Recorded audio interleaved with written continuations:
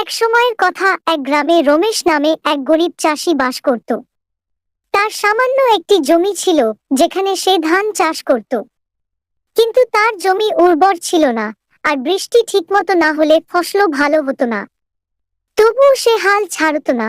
প্রতিদিন ভোরবেলা মাঠে যেত, কঠোর পরিশ্রম করত এবং নিজের সামান্য জমির যত্ন নিত। মা, বাবা কি আসবে না? তোর বাবা কাজে গেছে, আসতাছে। এক বছর খরার কারণে তার ফসল একেবারেই নষ্ট হয়ে যায়। সংসার চালানো কঠিন হয়ে পড়ে। গ্রামের জমিদারের কাছে ঋণ চাইতে গেলে তিনি কঠিন শর্ত দেন। ঋণ শোধ করতে না পারলে রমেশকে জমি ছেড়ে দিতে হবে। এই কঠিন পরিস্থিতিতেও রমেশকে জমি ছেড়ে দিতে হবে। এই কঠিন পরিস্থিতিতেও রমেশ হতাশ হয়। মরুন মশাই, আমার কিছু টাকা লাগবে। আমি টাকা দিব, কিন্তু 2 মাস পর সব টাকা দিতে হবে। আচ্ছা, আমি 2 মাস পরে টাকা দিয়ে দিব। রমেশ জমিদারের থেকে সেই টাকা আয়না কিছু গাছ লাগাইল। সেই গাছের ফল বিক্রি করে তার সংসার চালাতে লাগলো।